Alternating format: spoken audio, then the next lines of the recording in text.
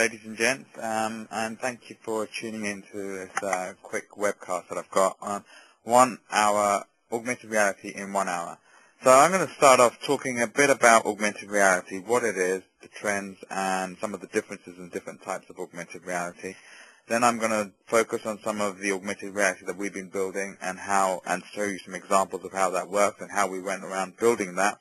Talk a bit about some of the trends out there in the augmented reality space, which direction that we're thinking that this is all going to head down. And then I'm going to finish off by talking a bit about a crosshair, and then I believe we've got a few minutes at the end to have some questions and answers.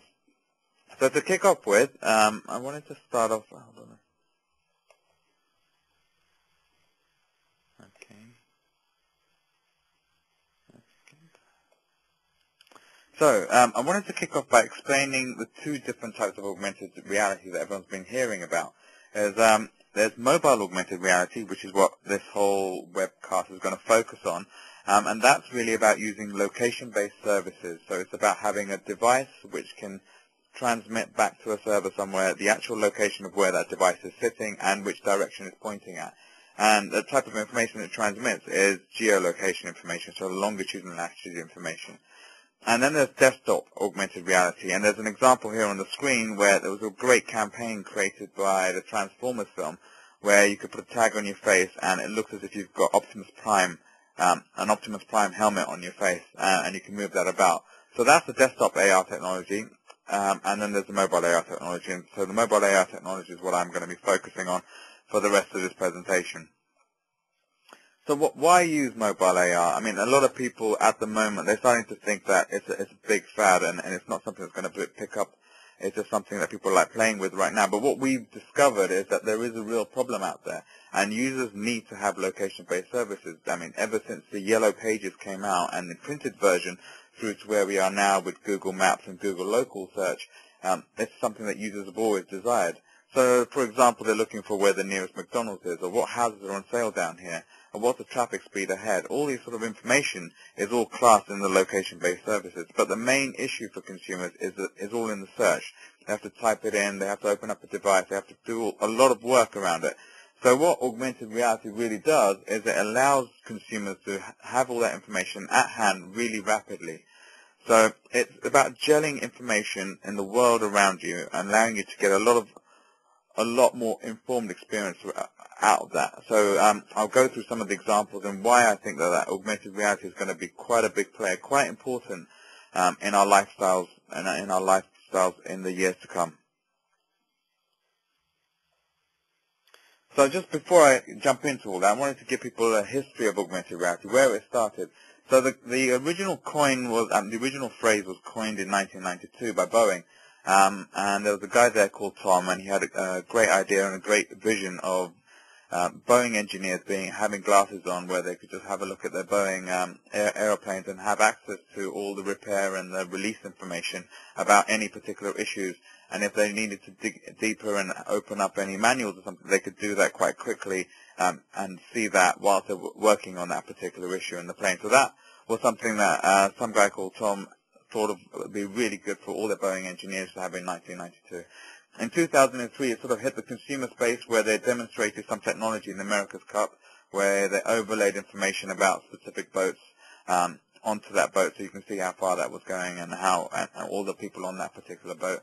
And in 2007, it hit the consumers in their handsets, and they were actually able to play around with this with their PlayStation. So it was a device called the Sony Eye, and you stuck it on top of your TV and you were able to interact with your screen using that.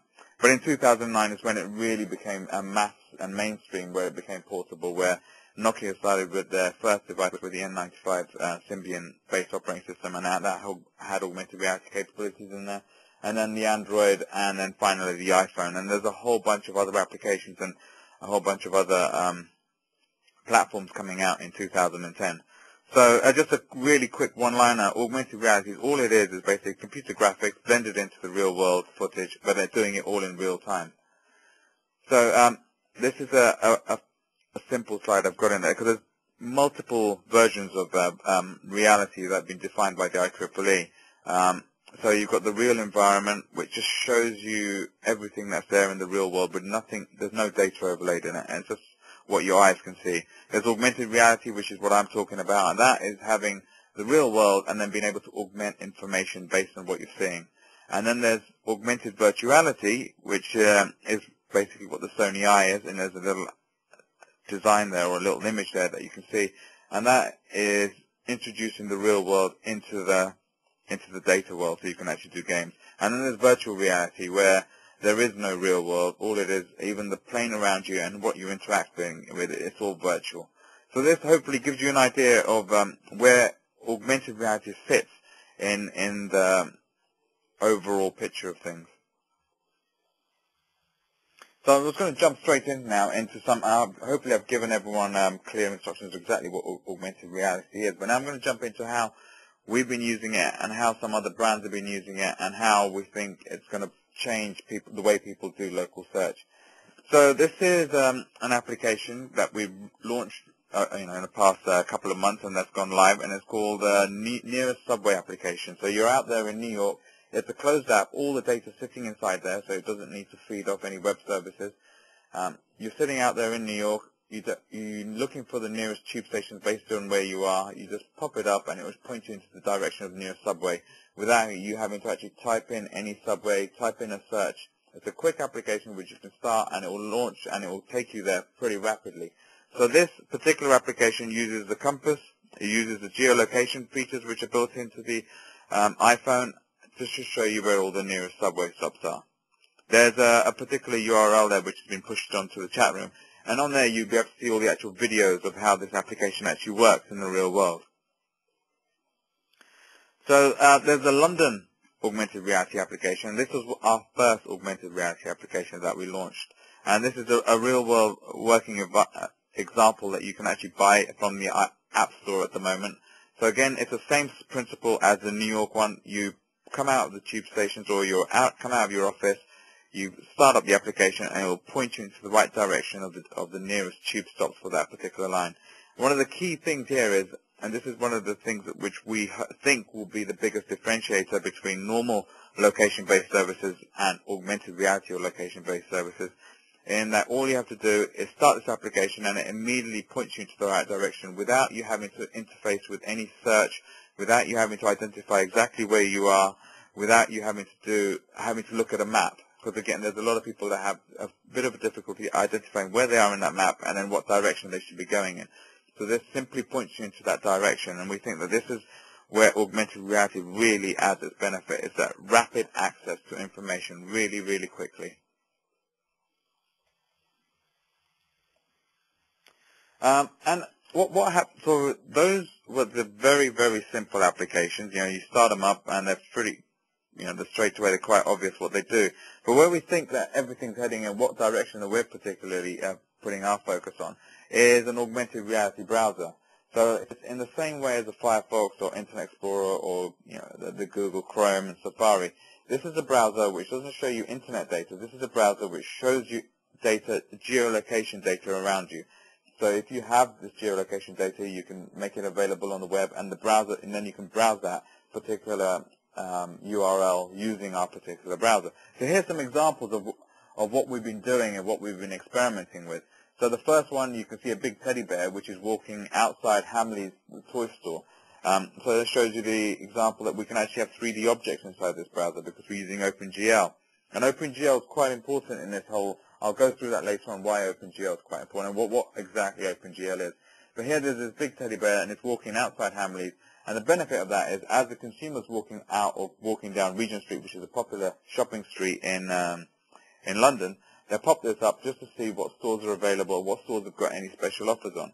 So there's a bunch of stores that have special offers on, and the vouchers will be floating outside the store. So the consumer, as they're walking down, they can relate to what offers are going on without having to actually walk into every single store that's down there. So it really helps them, helps their shopping experience, it helps the consumer, and it also helps the businesses in getting and attracting more people in there. And Hamley's, the reason we've got this particular example is they don't have so many offers and special offers, but they can attract younger children or they can attract parents by having the big teddy bear walking outside a particular store.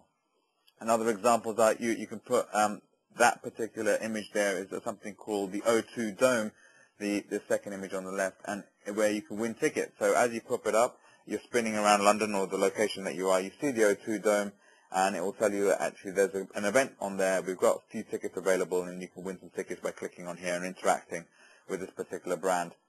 And as you go down, we've got another example there where there's Odeon Cinemas. It's a cinema listings web service. So you come out the station or you're out at home, you spin this around, and it'll give you the cinema listings of all the particular cinemas around you, and then you can go through and actually make a purchase. Okay, so let me just, so you've got the web service information, and the whole benefit of the augmented reality browser is that it's a single interface to all the information out there.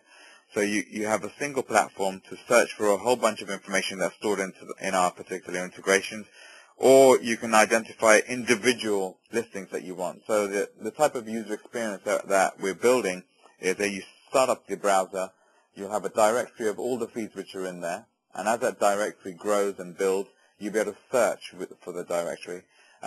What we're doing is we're integrating with all the feeds, we're indexing all the content that's available on those feeds, so that if a consumer wants to type in a random search or an open keyword policy, they can just type in their keyword and then we'll return the results accordingly. So if they type in house prices in this particular road, or if they type in whatever is around here, it will show them what's there.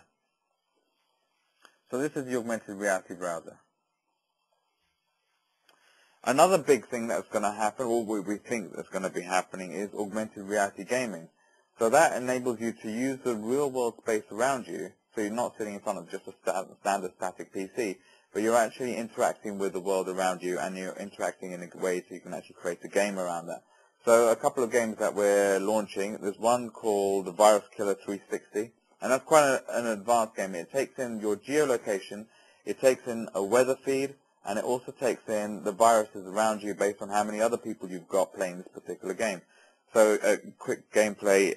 So what happens is that you start the game up, there'll be a whole bunch of viruses around you. You might be in San Francisco at the moment where there's a lot of rain, it might be colder, and there will be so many viruses flying around so that you have a few to kill. But if you're, say, somewhere in India where it's really hot, the virus will be multiplying much, much rapidly. And also that because there isn't as many players out in India, they'll be distributed quite a lot, so you'll have a lot of viruses to kill. However, in places like London, there'll be quite less, there won't be as many viruses. So we think gaming like this is quite nice because it actually adds a social aspect to the whole gaming interface, and it's quite a simple game to go around with and play.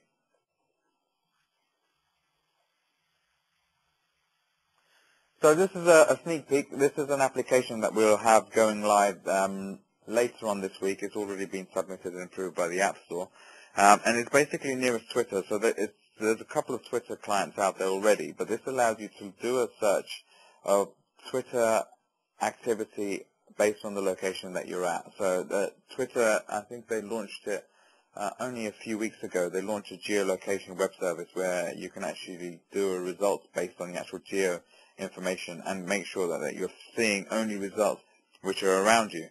So this allows you to see latest posts if they're posted in a particular vicinity. So it takes your geolocation information and it goes within a mile around you. These are the posts which people are posting right now.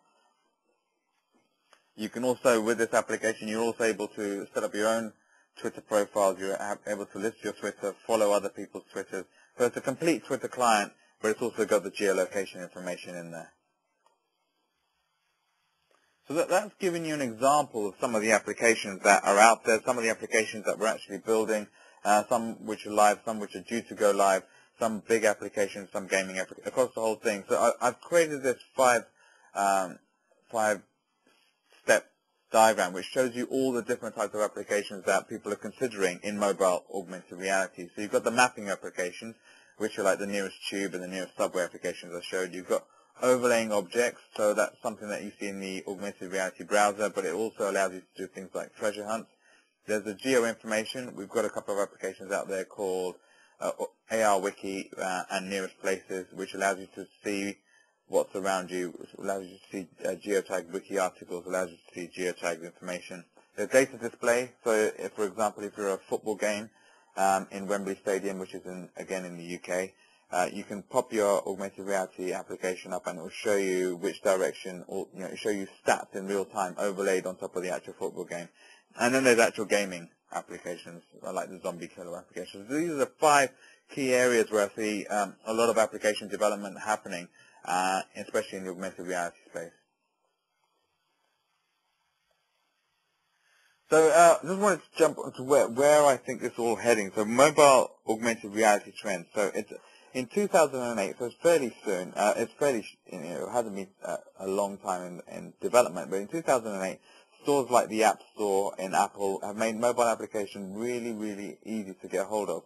Apple are quite lucky with their particular model because they've able to create a complete closed-loop environment where you have to register with iTunes, and therefore they've got your payment details and they've got the whole authorization process done.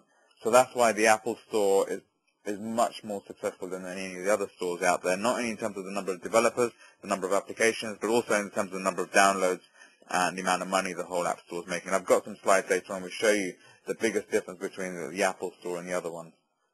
And in 2009, the actual devices came out. So the Google Android and the Apple iPhone, they're the first sort of step devices which had all the technology required to build augmented reality applications. So that's the GPS chip, which gives us the longitude and latitude information, the accelerometer, which is required to see if you're actually moving and if you're not moving, and it's also required for us to create the OpenGL interfaces and to create some of the algorithms that are required to display the information. And then it's got the magnetometer, which is it's just a 3D compass, which gives you the longitude, latitude, but it also lets you identify it'll give you the altitude as well to see how high that particular device is. And then we think there's more and more devices coming out in 2010. There's a lot of announcements from Nokia and Vida. They're all going to be developing more powerful devices which are going to be available to allow us to build more and better and more improved augmented reality apps. And as more app stores come out in those particular different devices, it will give better exposure to us.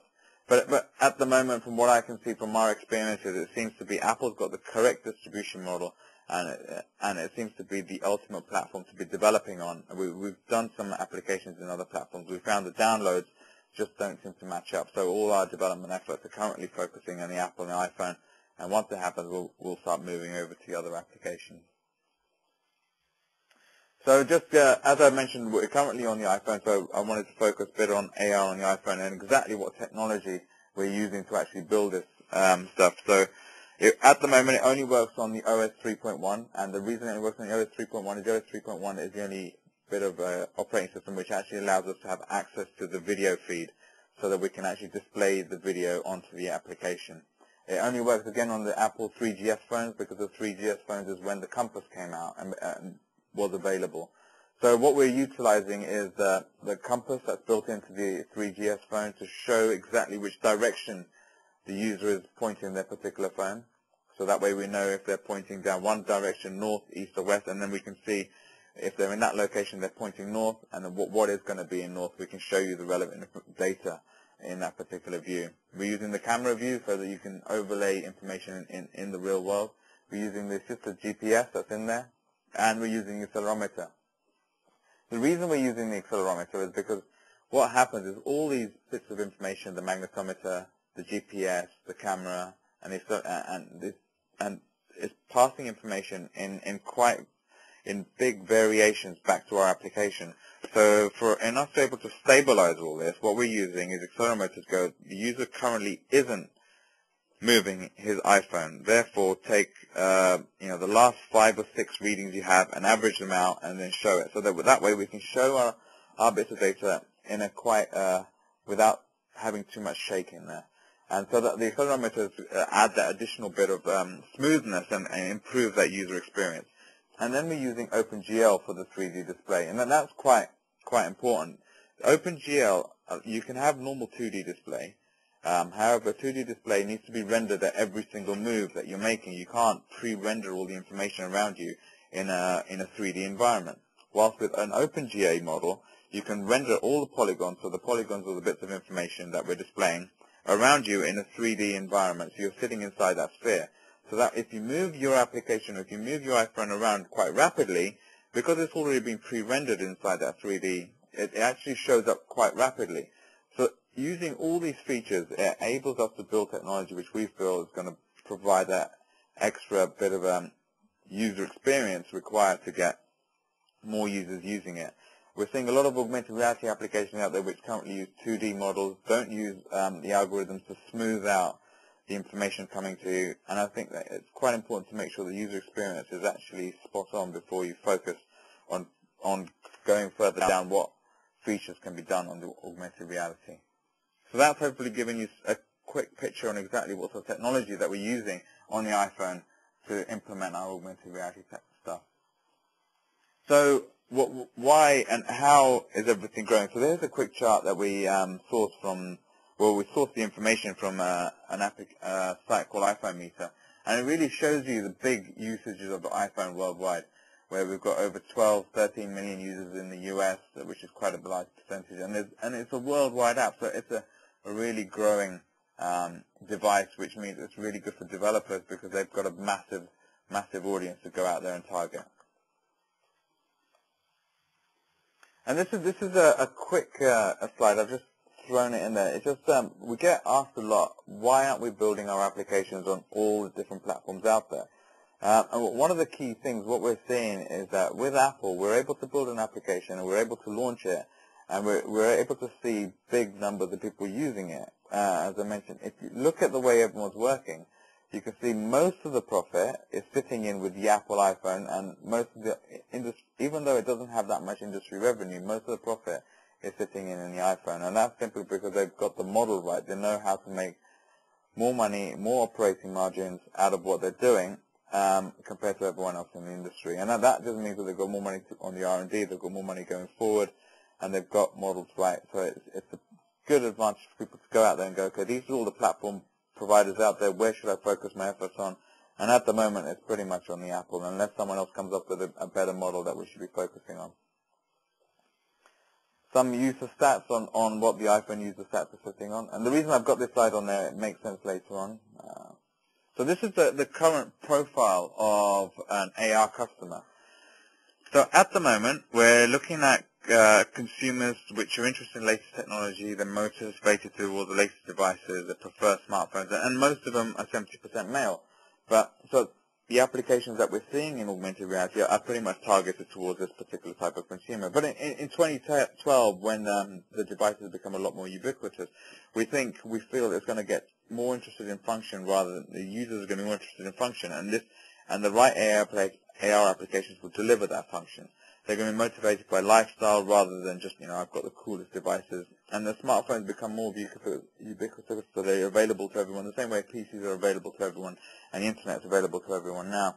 And it's going to become more standard demographic profiles, more worldwide, and it's going to be available to more average net worth individuals. So in the longer term, to get AR to the mainstream, it's going to take about 3 years before it reaches there.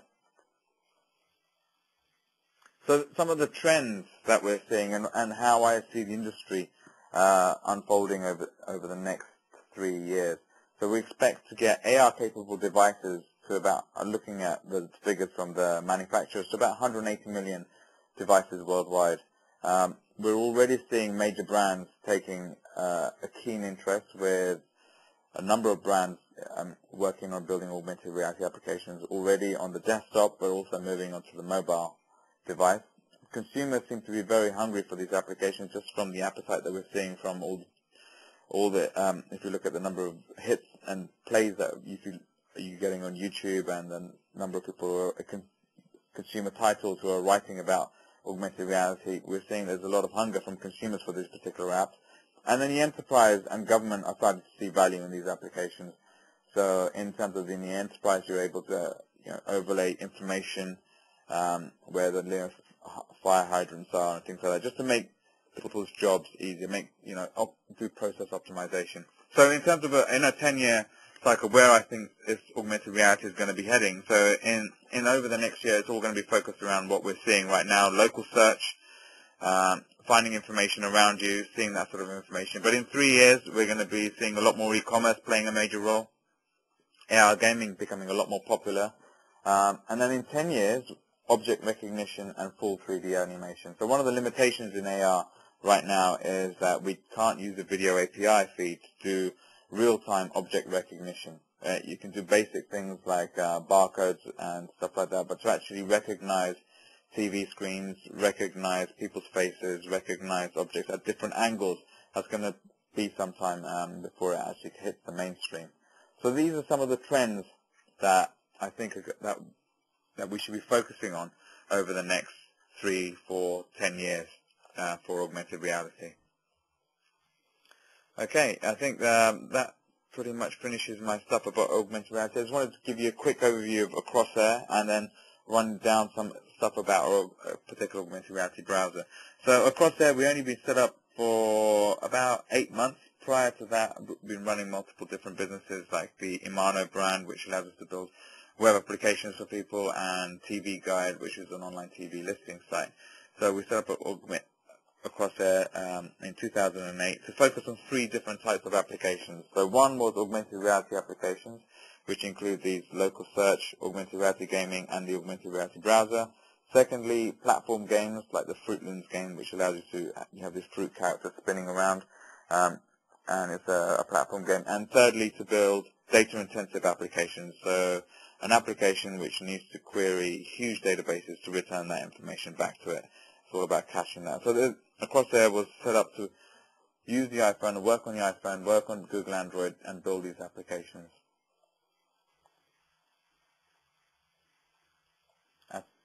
A screen of the Fruit Looms game, TV Guide, which is a data-intensive application that we have. And just finally, before I head off, it's the Crosshair Browser. This is a browser. It's a global augmented reality browser. It allows you to look at location-based services from third-party providers. So if any of you are providers out there and have geolocation information, get in touch and we can see how we can integrate that. And there's other bits of information which Crosshair have. There's an in-app directory which has all the feeds. So you've got free directory listings, but there's also paid-for content for providers like Michelin who don't want to give their content away for free. There is a capability to have that. And we have genuine 3D functionality. So the key functions are listed down here. I'm sure everyone's going to get access to this particular, so I won't read them all out. But ultimately, it's just the ability to link, capture information, leave ratings and reviews. And then the types of data that we're currently seeing in there is things like the nearest tube information, Twitter, Wikipedia integration, user-generated content, people's lists, Craigslist, cars for sale, statistical data. So this is all the information that's going to be available on your Crosshair browser when it launches in November. So we have a number of providers that we're already integrated with, and there's a whole consumer model there ready for consumers to start engaging with this particular platform, and it'll be launched in November with a big PR launch and push. So if anyone does have any geolocation information they want to include, please do get in touch and we'll see how we can integrate that and put that into our particular browser. Okay, so I hope everyone enjoyed that, and thank you for your time and thank you for listening. I'm now open to any questions that anyone may have. Okay, thanks, Chetan. That was fascinating. And one of the first questions people were asking is that browser available for people to use right now? That browser is going to be available in November. There's an approval process that needs to go through Apple to make sure that we hit the right, we make sure the application is completely in terms of Apple guidelines. And it'll be for sale. Any idea how much it will cost? It will be available for free, and it will be available for sale. There'll be 2 different versions. And the app's name is? It's just going to be called a Crosshair. A Crosshair. Okay, yeah. Wow. And I guess I can't hope to get that on the Android anytime soon. It'll be something that we are going to be porting over. It's just a matter of we're building a browser which is quite a unique way of building it. We're using a closed model at the moment. So rather than opening it up to a complete API, we have an open web service, so an open data feed where we can allow people to integrate to it. But we're trying to keep it quite closed at the moment so that when we do port over to multiple platforms, we don't have the issues that a few people are facing at the moment with the Android, whereby there's newer versions coming out and things aren't compatible for developers. Understood. Okay. So we have a lot of questions, and let me, some of them are just coming up right now. So a couple people have been asking about security. So as Narissa says, AR is a new technology. It's evident it may have advantages and disadvantages. So how about security and safety concerns? And there were other questions earlier when you were talking about the gaming and the virus. People were wondering, can you really share viruses through augmented reality, computer virus? It's yeah. So just to answer the first one, on the security side of the issue, there are a few concerns with security. That's why when we're launching applications, they're quite closed. So our augmented reality Twitter application at the moment currently only allows you to see tweets from people that you're already following or followers of your particular Twitter profile, so you can see them. And then there's also the ability to see other people's Twitters, but that's in guidelines with Twitter's own guidelines. Okay, so they're privacy settings, perhaps. Yeah, exactly. Okay. And then what about the viruses? The viruses it wasn't actually a computer virus. It was called Virus Killer 360, and right. It's similar to the current flu viruses that you see going out there. It's just a game where there'll be an image of what we think a virus looks like floating around, and you're zapping it using surface-to-air missiles. Yes, but and I think people understood that, but it led to the question: would people actually be able to share real computer viruses through AR? At the moment, because of Apple's the way we're currently working on the Apple platform, the way Apple platform works, it's quite difficult for viruses to spread quite easily through AR. Because what we're doing is we're not actually allowing consumers to connect peer-to-peer. It's connecting into a central server to pull information out of, and then it's quite a clean server. So it's quite difficult for viruses to spread. But eventually, when it gets to a stage when we're doing peer-to-peer connectivity, there is that fear that viruses could spread that way. Okay. So I think a lot of our audience today are, the participants here are developers. So here's the question. Are you offering APIs to integrate AR capabilities to other iPhone apps? Is that something you have in the works? Yeah, we do have that at the moment. It's not exactly an API, but we pass over encrypted files which people can connect into. It's the way the Objective-C model works. It's not as simple, because we can't actually have private APIs that are available so you can make your application live. So what we do is we pass over encrypted files which you can interact with. Okay, and let me see what. So, sorry, I was keeping up with these questions. Let me go back to the ones I have here. All right, we covered virus. And so you may have covered this. I'm not sure I really understand the question. Carlos was asking, what about publishing AR content across platforms like iPhone, Android, WebOS, and similar? Yeah, that's exactly the direction that we want to be heading down. We're currently building something for the iPhone, but we're building an infrastructure environment so that when we do port across, our users only have to integrate once, and they don't get fixed down some of the issues that sometimes happens when you launch things cross-platform, where when there's an upgrade or an upgrade cycle, sometimes the older information can't necessarily port across. Or sometimes when it does port across, the backwards compatibility means that you can't advance some of the features that you want to do. So we're trying to come up with a model which works for both. Not only is it good for the developers, but it's also good in terms that we can continually enhance our user experience, because it's quite early in the AR space. We don't want to be stuck down. So we built this particular piece of kit, and this is how it's going to work. And because of all of our support for the backwards compatibility, we can't add all these new features and functionality that we want to do. So we're just trying to work out a model that allows support across all these different platforms quite easily. Okay, right. And I apologize for the designers in the group. I understand there are designers. What about playing media in the AR browser? How does that work? Or does it? No, you can't actually play media in the AR browser at the moment. It's just very difficult to render any of this. We can play audio content because that's just coming through the stream, but to actually play video media is difficult because what we can actually play is anything which has been rendered as an OpenGL object, and if there's any any interaction with that particular object, which could be polygons, we can do all that. We can actually animate things. Okay. And then here's an interesting question. Is there any work being done on RFID integration? There is work being done with RFID integration.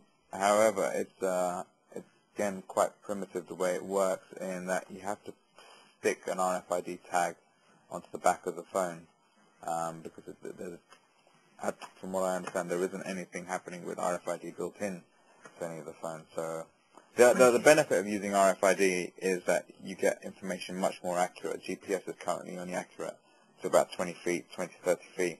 RFID enables us to get accurate down to a much finer grain. So the benefit of RFID integration is huge. It enables us to take these augmented reality applications out from just looking at buildings into confined spaces, like actually inside. So rather than being in a mall and being able to identify stores, we can actually be inside a store and identify racks within a store. Say the jeans are over here, and that particular, this is the size of jeans that we've got here, and if you're looking for that jeans, that's where they're located. Okay, so yeah, Michael's saying he thinks some new phones have RFID receivers, so in the future it'll probably be much more common. Yeah. And then another integration, Carlos asked much earlier, what about integration with GeoRSS? GeoRSS, yeah, that's something. Is that a particular format? There's a number of different formats out there, and we're happy to integrate. What we have is we have our own format that the browser integrates with. So if there's any other formats out there, we're happy to integrate, because I know there's a lot of different formats. There's one recently launched, which is Augmented Reality XML, and there's GeoRSS, like you're mentioning. So there's all these different formats. And we're happy to integrate to those into the web service, and then the application integrates into that web service. Okay. And then questions are coming in pretty fast. So a lot of people asked earlier about resources for developers. I mean, clearly you're already established in this field, but a lot of people are getting started. First of all, are there any books that you can recommend? And what about toolkits? I've seen some comments about various toolkits, AR toolkits go by. Is there anything that you can recommend or resources that you can point people to? Right now, there aren't many books which are available. Again, toolkits aren't something that Apple has in abundance. It's because they want you to use only the open stuff that they've got. You can't actually use any private APIs. But in terms of resources, there's the internet at the moment is probably the best. In terms of skill sets and training, what we're finding is it's quite important to not only have the Objective-C skills, which are required, but to also get a bit of understanding on OpenGL, so you get an understanding on how to build some of the augmented reality. Because when it comes to augmented reality, what you're doing is because people in traditional non-OpenGL developers are used to building views using lists and grids. However, when you're using OpenGL, the objects could be anywhere around you, and then you have to do things like, you have to, when you're building these a polygon is basically the square that you see there. When you're building them, you have to make sure they're not colliding or overlapping on top of each other, make sure they're not changing so much. So a lot of experience in mathematical equations and physics, it can be quite useful when you're doing augmented reality. Okay. All right. And then there was a question about Bluetooth. Can you use Bluetooth to sync, with augmented reality? I lost that question. It just, e.g. in a shopping mall or something like that? The shopping mall, again, it would be the RFID to improve. Okay. I think Bluetooth, it's difficult because what we're using in augmented reality, these applications, is something provided by a Skyhook Wireless, which is pre-installed in a lot of the iPhones. And so that reads in Wi-Fi information and GPS information to give us the location of where that user is. So if Skyhook Wireless or another provider that iPhone were embedding was to use Bluetooth information to identify exactly where the user is, and that'd be something that we could use. Okay. And then, do you have any will there be any developments that would augment augmented reality itself? Now, I find that hard to picture, but it's an amusing question. Yeah, exactly. So I can't see how that's going to happen, but. So here's the question. People are asking about the data storage. How secure is it? So in terms of the way we're doing it is rather than so you've got a completely open XML format which you can integrate. You can just put that into our URL and then see that. However, in the browser there's a lot of information that's being stored, and if you want to add additional features rather than what's provided by the XML, you have to integrate into our server infrastructure to then be displayed into the browser. And that is all encrypted and sitting behind a PCI compliant infrastructure. So it's encrypted, double encrypted with dual keys, so people can't have access to it. And we're also not storing user information or user passwords. So when we have the Twitter app integration, we're not actually storing any of that information locally, we're not storing that information on the server. It's just sitting in the application itself. Okay. All right. And then here's a question specific to the compass. Have you had any issues with the accuracy of the compass info provided by the iPhone? And if yes, how did you get around it? Yeah, we do have a lot of issues with the information coming from the compass. And that's where I said that with some of the issues with the accelerometer, what we're trying to do is take a bunch of data, sample the readings that we're getting, and then just use an average from those readings and identify if the user is actually moving. If he's moving, then the sampling rate changes. If he's not moving, then the sampling rate is slightly less. So it's that sort of way of getting around fixing some of the issues that we get. Okay, so then there's an interesting question. One person was asking, let me go back to find that question, how exactly, he's curious to know how a Crosshair could know what properties are for sale in his area. So how do you get that information? Yeah, so the way we plug into other data providers. So, for example, there's I'm not sure, I think there's a couple here in the US, but in the UK, the ones I know about, there's a company there called Rightmove and Glowbricks, and I think in the US it might be something called Property.com. So these providers have all that information. They're the aggregators anyway, and rather than us going out there and aggregating again, we integrate with the aggregators, and they provide us with the info. Sometimes the information that we get doesn't include the geolocation information, so they'll just give us an address. Go, this address is for sale, and this is how much it costs. And then from that, we reverse geocode it. So we take the address, we send it over to the Apple Reverse Geo Map Kit service, and then that gives us longitude and latitude to then identify where the user is, and then show houses around that particular user. So the whole process gets a bit complex, because what you have to use, you actually have to use geolocation-based databases that allow you to draw.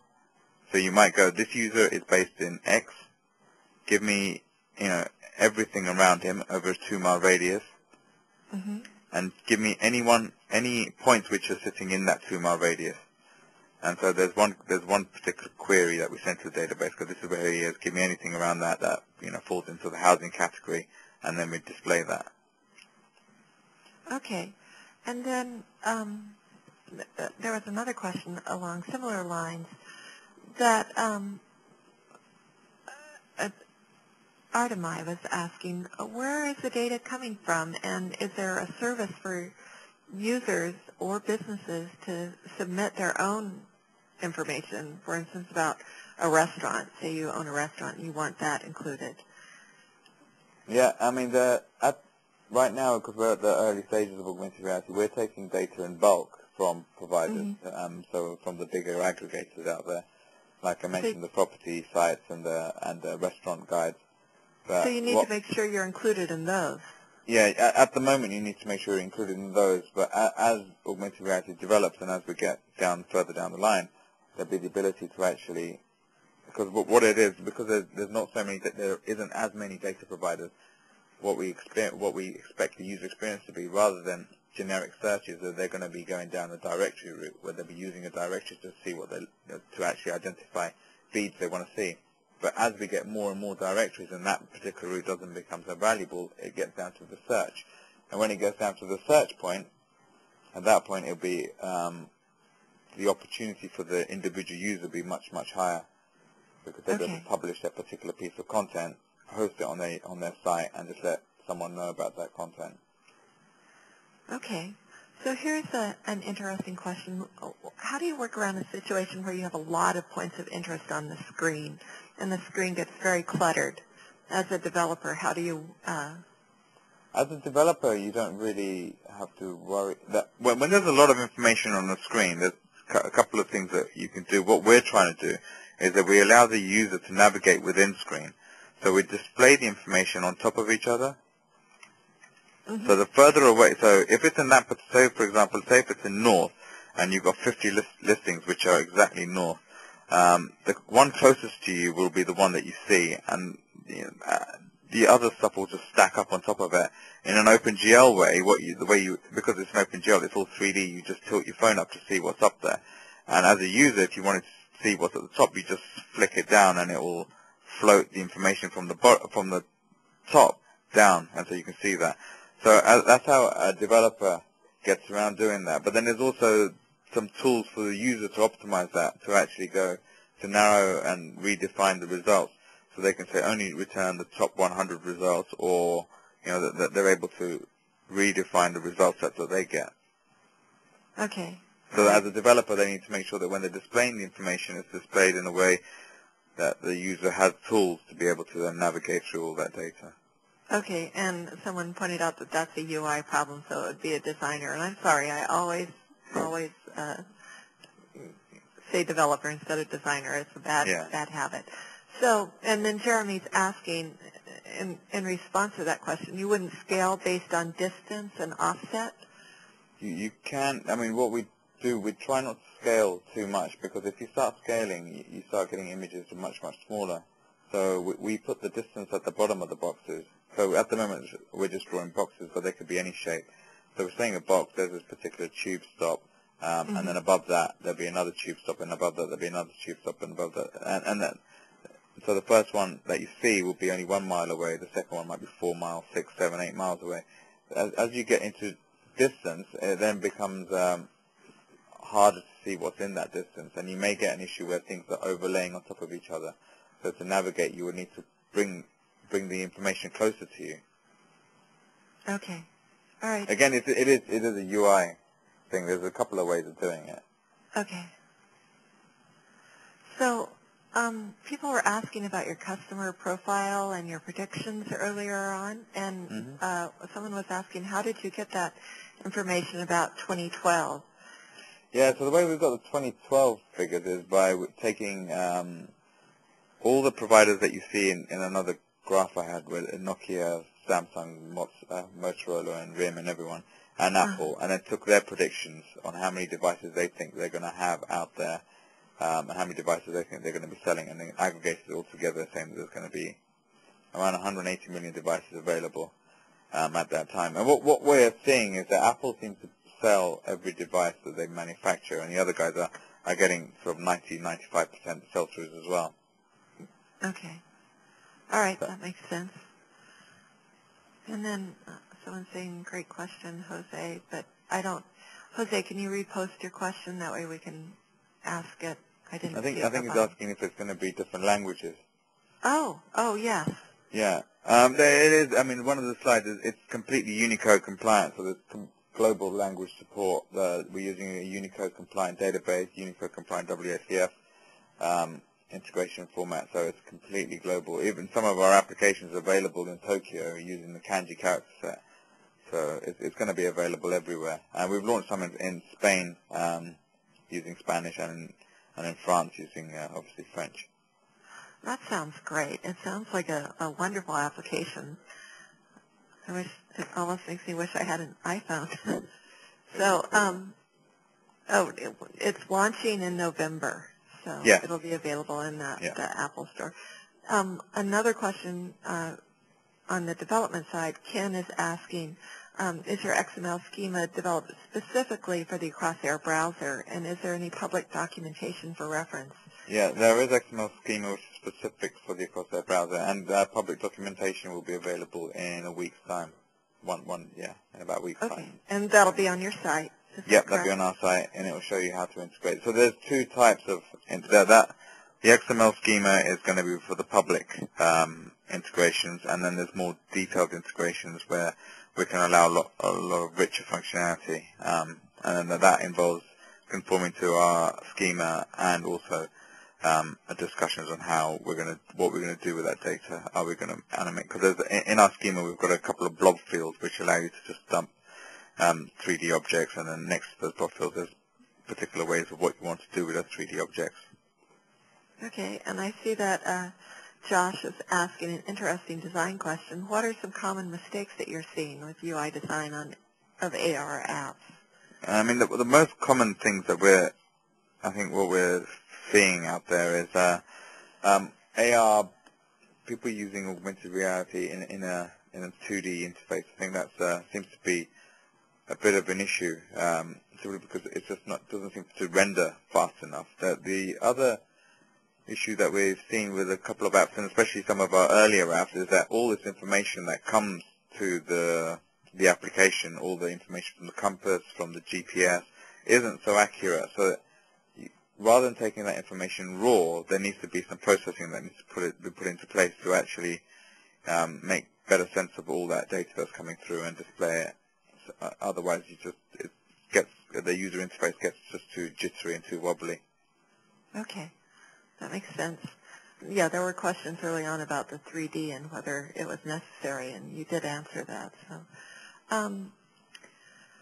okay, so another business question. I think a lot of people are really interested in this, the scope of your business model, and they said, who do you want to work with and how? At present, we're working with data providers, so we've actually gone out there and gone to you guys. You're a company which has a hell of a lot of data. Do you mind if we use that? And is any of that data, do you have any meta information around that which allows us to get the geo information around that? So we're working with those companies, and we're working with a number of major brands who want to be represented into the browser. So we should be going live with about 5 brands who would. And the way the brands are interacting with this is, rather than they just displaying advertising or anything like that, they're actually able to give us information which is geocoded and which is useful to the consumer. So it's a good way for some major brands to get involved without doing straightforward advertising, but for them to actually create some user engagement. Okay. You know, we're just about out of time, and I think this has been a great presentation and a great discussion. I know someone was asking if your developers would be interested sometime in the future about giving a developer-oriented presentation. And of course, you know, we'd love to have that, but yeah, I mean, we're happy to do that, but I think we just need to set the guidelines on exactly what they. Maybe if it was more of a bar camp site where there is a particular user case, and there'll be, this is how we would develop for this particular user case. Oh, that makes sense. That makes sense. So we can discuss that, and yeah, no problem. If we decide to do it, we'll let everyone know. Okay. So I thank you so much for this. No problem. I think really it's really fascinating, and I want to thank everyone who joined us. There have been some questions about whether you would share your slides, and you certainly don't have to because we're recording this. But I know a lot of people like to see the slides afterwards. Yeah, no problem. I've got no problem sharing the slides. I think I've got emails, so I can email them out. Or if you have the emails, I can email those out. I can give it to you to email out. Okay, or we can post it on SlideShare, or if you have a SlideShare account, we can work that out also. Okay. And let me think. One other thing I wanted to say is, yes, we're recording this. We'll send everyone a link as soon as the recording is available. If you want to keep a copy of the chat transcript, you have to copy it yourself right now and paste it into a text file. And to do that on the Mac, you actually have to copy the entire thing. On a Windows machine, you can select all and copy, and it's a little easier. If you don't get it, you can email me at webcast@O'Reilly.com, and I'll send it to you because I always keep a copy. And one last thing, you have demos of your products on YouTube. Is that correct? Yeah. I've been giving out that Yeah. URL. It's youtube.com/acrossair, so people can go there and see videos of the demos. Exactly. Okay. Thank you, everyone. That's about it. I'm going to close out the window now, and I just want to thank everyone for joining us. I hope you join us again. All right. Thank you very much. Bye-bye.